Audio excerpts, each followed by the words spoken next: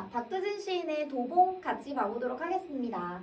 자, 그러면 일단 우리 제목에 나온 도봉은 도봉산 이름이에요. 산 이름. 도봉산이라고 하는 산 이름이고, 자, 그리고 박두진 시인인데, 박두진 시인은 청록파 시인 중에 한 명이에요. 그래서 우리 저번에 청록파 시인 한번 본 적이 있습니다. 조지훈 시인이었어요. 그래서 우리 조지훈 시인, 그리고 박두진, 그리고 박목월 이렇게 세 명이 청록파 시인인데 이번 수특에 다 수록되어 있다고 저번에 말했습니다. 자, 그러면 이 청록파 시인은 어떤 내용을 소재로 한다고 했냐면 바로 자연을 소재로 해서 인간에 대해서 다룬다라고 했었어요. 자, 그래서 조지훈 시인의 낙화라고 하는 시도 꽃이 떨어지는 자연현상을 보면서 인간의 무상함을 다뤘었죠. 여기서도 도봉산이라고 하는 자연을 소재로 하고 있고, 그리고 인간의 쓸쓸함이라든지 외로움에 대해서 이야기를 할 겁니다. 자, 그러면 우리 시로 들어가기 전에 하나만 더 체크를 하고 갈게요. 어떤 거냐면 수능특강 해제에 보면은 이 도봉시는 일제강점기 때 창작되어서 일제강점기 때 그 역사적 맥락으로 여러 가지 의미로 해석해 볼 수 있다라고 했거든요. 그래서 우리 그것까지 같이 한번 좀 정리를 할 거예요. 그래서 아래다 좀 적어보자면 일제강점기 때 창작이 되었다 까지 기억하면서 보시면 좋을 것 같습니다. 자, 그러면 1년 같이 한번 봐볼게요. 산새도 날아와서 우짖지 않고. 자, 그러면 우리 여기 산새 도에다가 밑줄 한번 그어볼까요? 자, 구름도 떠가곤 오지 않는다. 자, 여기도 도에다가 밑줄 그어볼게요. 자, 그리고 우리 1년, 2년 전체 한번 연결해볼게요. 자, 그러면 지금 1년과 2년의 상황, 뭐뭐도 뭐뭐하지 않고 뭐뭐도 뭐뭐하지 않는다라고 해서 비슷한 문장 구조 반복하고 있습니다. 즉 대구법 쓰이고 있어요. 자, 그러면 이 대구법을 통해서 산새도 날아오지 않고 우짖지도 않고 그리고 구름도 떠가고는 오지 않는 상황, 즉 이 산이 아주 조용하고 아무도 없는 그런 상황을 드러내주고 있어요. 자, 그러면 이 대구법을 통해서 화자는 지금 고독한 상황이다, 그리고 너무 적막한 상황이다 라는 것이 드러납니다. 자, 그러면 우리 여기 도에다가 밑줄을 쳤는데 도라고 하는 거는 보조사예요. 자, 그러면 이 도라고 하는 보조사를 사용한다는 거는 뭔가 더해주는 의미잖아요. 산새도 구름도, 그러면 어떤 또 다른 대상도 오지 않는다는 겁니다. 자, 그러면 여기에서는 이 보조사를 통해서 다른 대상도 오지 않고 있다를 드러낼 거예요. 자, 그러면 여기에서 이 다른 대상은 우리 뒷부분에서 나올 거지만 바로 그대예요. 그대. 화자가 기다리는 그대예요. 자, 이 그대도 오지 않는 상황을 지금 드러내고 있어요. 자, 2년으로 가볼까요? 3년으로 가볼까요? 자, 3년 같이 가볼게요. 인적이 끊인 곳 홀로 앉은 가을산의 어스름. 자, 그러면요, 우리 이 홀로 앉은은 두 가지로 해석을 해볼 수 있어요. 그래서 이 부분은 중의법이 쓰이고요. 어떻게 해석할 수 있는지 우리 두 가지로 볼게요. 자, 일단 첫 번째, 홀로 앉아있는 화자로 생각해 볼 수 있어요. 그래서 산에 홀로 앉아있는 화자로 볼 수 있고, 자, 그리고 이 홀로 앉으니 누구를 수식하냐 해서 봤더니 가을산을 수식하고 있네요. 자, 그래서 산이 홀로 앉아있다로 해석해 볼 수도 있어요. 자, 그러면 이 경우에는 산이 앉아있다라고 표현했으니까 사람처럼, 즉 의인화한 표현이네요. 홀로 앉은 가을산의 어스름. 자, 그러면 일단 가을에다가 밑줄 그어볼게요. 가을이라고 하는 지금 시의 계절적 배경이 드러나는 부분이에요. 자, 그리고 산이라고 하는 공간적 배경. 우리 이거는 제목에서도 한번 확인했어요. 도봉산 공간적 배경입니다. 자, 그리고 어스름 또 밑줄. 자, 그러면 어스름이라고 하는 거는 해가 질 무렵 무렵이라고 생각해 주시면 돼요. 자, 그러면 해질 무렵인데 한 5, 6시쯤이라고 생각하시면 돼요. 시간적 배경이죠. 자, 그러면 지금 여기 배경 3가지나 다 드러납니다. 근데 내용을 한번 보자면 가을에다가 산인데 1, 2연에서 되게 고독한 산이라고 했어요. 그리고 시간적 배경도 뭔가 해가 지는 그런 무렵이니까 지금 3콤보로 쓸쓸한 분위기를 만들어내고 있습니다.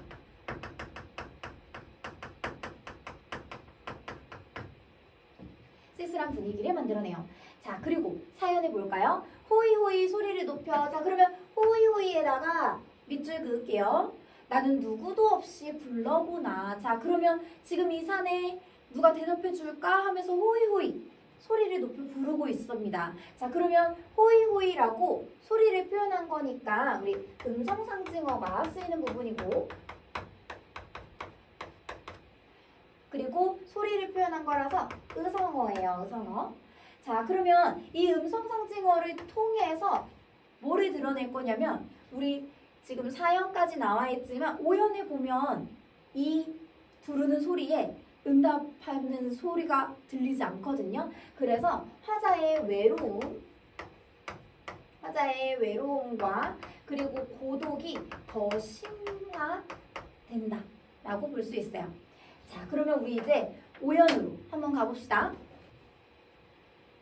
울림은 헛되이, 아까 내가 호이호이라고 불렀던 그 울림은 헛되이 빈 골고를 되돌아올 뿐. 자, 그러면 이거는 메아리로 돌아온다는 거잖아요. 자, 그래서 이 부분에서는 화자의 공허함을 더 심화시켜주고 있습니다. 자, 산 그늘을 길게 내리면서 붉게해는 넘어가고. 자, 그러면 붉게라고 해서 일단 색채 이미지 먼저 사용되고 있고, 자, 산 그늘이 길어지고 해가 넘어간다는 거는 그만큼 시간이 흐른다는 거죠. 그래서 시간의 경과를 드러내주는 부분이에요. 이어서 볼게요. 황혼과 함께 이어 별과 밤은 오리니. 자, 그러면 황혼도 해가 질 무렵이에요. 그래서 한 6시, 7시쯤이라고 생각해 주시면 됩니다. 그 시간이 지나면 밤과 별은 올 것이니 삶은 오직, 우리 이 부분부터 쭉 현관 펜을 쳐볼게요. 삶은 오직 갈수록 쓸쓸하고 사랑은 한갓 괴로울 뿐. 자, 그러면 우리 지금 이 두 해 연결해서 좀 정리를 해봅시다. 자, 지금 이 부분은 8년이에요. 8년인데, 자, 앞에까지는 지금 산의 분위기를 쭉 이야기를 했다면 지금 8년은 자신의 내면을 이야기하는 부분이거든요. 자, 그러면 8년은 지금 내면으로 시선이 이동하는 부분입니다. 그래서 중요한 부분이에요. 자, 그러면 내면으로 들어가서 한번 봤더니 삶은 오직 갈수록 쓸쓸하다. 그리고 사랑은 괴롭다. 라는 감정을 느끼고 있네요. 자, 그러면 지금 이 부분에서는 인간의 근원적인 고독을 인식하는 부분입니다. 인간은 오직 갈수록 쓸쓸하다. 그래서 근원적 고독을 인식하는 부분입니다. 자, 그러면 우리 이제 구연으로 갑시다. 그대를 위하여 나도 이제도. 자, 그러면 우리 여기 그대에다가 동그라미 쳐볼게요. 자, 그러면 아까 우리 1년에서 잠깐 언급을 했었어요. 화자가 기다리는 대상이라고. 그쵸? 그대도 오지 않고 있다고 얘기했잖아요. 자, 그러면 그대를 위하여. 그러면 이 그대는 바로 화자가 그리워하는 그리움의 대상이고, 자, 그리고 더 구체적으로 어떻게 생각해 볼 수 있냐면, 일단 자기가 사랑하는 연인으로 볼 수 있어요. 사랑하는 연인인데 오지 않고 있어서 기다리고 있다로 볼 수 있고, 두 번째는 또 뭘로도 볼 수 있냐면 그대를 조국으로도 생각해 볼 수 있어요. 우리 이거 왜 이렇게 보는지 기억하시나요? 우리 시 첫 부분에서 해제에 이 시는 일제강점기 때, 창작되었다 라고 했어요. 그치? 그래서 이 일제강점기 때 창작되었다라는 점을 반영해서 생각해보자면 화자가 기다리고 있는 우리 조국의 모습, 완전한 조국의 모습이라고 생각해볼 수 있겠네요. 자, 그대를 위하여 나도 이제도 우리 여기요 오타 먼저 수정을 좀 하고 갈게요. 우리 여기 나도가 아니라 나는이에요. 나는. 자, 그대를 위하여 나는 이제도 이 긴 밤과 슬픔을 갖거니와. 자, 그러면 지금 여기서 밤이라고 해서 아까 어스름에서 황혼 그리고 밤으로 시간이 또 경과한 모습 드러납니다. 자, 그리고 이 밤은 어떤 걸 의미할 거냐면 첫 번째, 자, 이 밤은 화자가 인간이란 뭘까? 삶이란 뭘까? 이 고독이란 뭘까에 대해서 계속해서 성찰하는 시간이 될 거예요. 그래서 삶과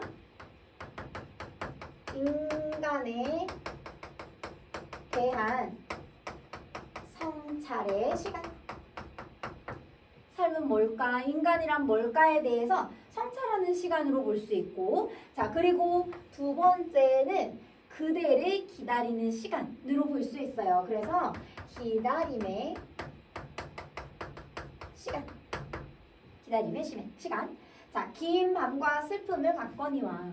자, 그리고 우리 여기요 두 개 행을 좀 연결해 볼게요. 자, 그러면 우리 문맥상으로 보면요, 이 긴 밤과 라고 해서 이 옆에다가 쭉 적는 게 맞거든요. 근데 지금 여기서는 이와 긴을 행과 행으로 지금 떨어뜨려 놓고 있단 말이죠. 자, 우리 이런 거를 행간걸침이라고 합니다. 행간걸침. 자, 그러면 행간걸침 다른 말로 또 뭐라고 하냐면요, 의도적으로 행가리를 하였다. 의도적 행가리라고 합니다. 자, 그러면 이렇게 행가리를 해서 뭐를 표현하고자 하는 거냐면 바로 이 긴을 강조해줘요. 그래서 긴을 강조한다. 자, 그러면 긴을 강조하면 뭐를 강조하는 거냐면 바로 이 시간을 강조하는 거죠. 그래서 이 긴을 통해서 기다림의 시간을 강조합니다. 자, 마지막 연이에요. 이 밤을 그대는 나도 모르는 어느 마을에서 쉬는요. 자, 그러면 쉬는요에다가 밑줄 그어볼까요? 자, 지금 여기에서는 화자가 쉰다라는 표현을 사용하고 있어요. 어느 마을에서 살고 있니?가 아니라 쉬고 있니? 라고 물어봐요. 자, 그러면 쉰다라는 표현을 쓴 이유는 뭐냐면, 자, 언젠간 쉬었다가 다시 돌아오겠지? 라는 기대 때문입니다. 그래서 옆에다가 다시 한번 정리를 해보자면, 자, 언젠가 다시 올 것을 기대하기 때문에 쉰다 라는 표현을 사용하고 있는 겁니다. 자, 그러면 우리 시 전체적으로 다 봤어요. 우리 시에 대해서 조금 몇 가지 정리할 게 있어서 잠깐 정리를 하고 그리고 정리를 해볼게요. 자, 일단 첫 번째로 시상 전개 방식을 먼저 봐볼게요. 자, 첫 번째 시상 전개 방식은 시간의 흐름으로 볼 수 있습니다. 시간의 흐름. 자, 그러면 시간의 흐름 우리 다 시어로 표현이 되어 있어요. 그래서 어스름에서 그리고 황혼으로 그리고 마지막 밤까지 이렇게 시간이 흐르고, 그 다음에 두 번째는 시선의 이동으로 볼 수 있습니다. 시선의 이동.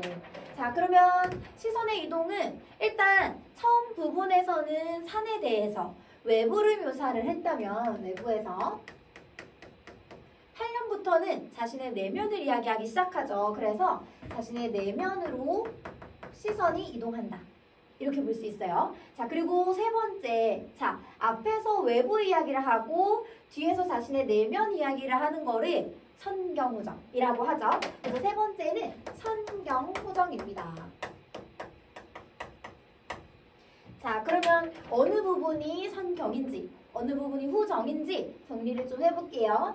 자, 일단은 선경 먼저 볼게요.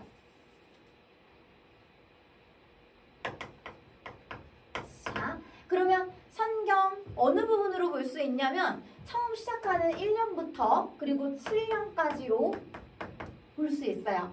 자, 그리고 후정 부분은 8년과 그리고 9년이라고 볼 수 있습니다.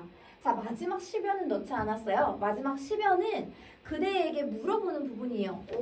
어디서 쉬느뇨? 어느 마을에서 쉬느뇨? 라고 했거든요. 그래서 이 부분은 자신의 정서를, 감정을 이야기하는 부분은 아니니까 이 부분은 뺐습니다. 그래서 우리 8, 9년 이렇게 볼 수 있겠네요.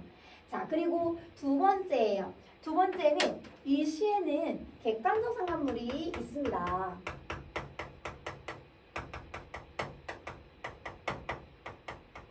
자, 그러면 객관적 상관물은 어떤 대상을 통해서 자신의 감정을 드러내는 거잖아요. 자, 그러면 그 대상은 바로 도봉산이 될 거예요. 도봉산. 자, 그러면 이 도봉을 통해서 자신의 감정이 드러날 건데 어떻게 드러났냐면 산이 아무도 없고 적막하고 이런 것들을 통해서 자신의 외로움이라는 감정을 불러일으킵니다. 자, 그러면 이 도봉을 통해서 자신의 정서가 불러일으켜져요. 불러일으키는 거를 우리 환기라고 하죠. 그래서 정서가 환기되고 그리고 자신의 정서를 부각시키기 때문에 객관적 상관물로 볼 수 있습니다.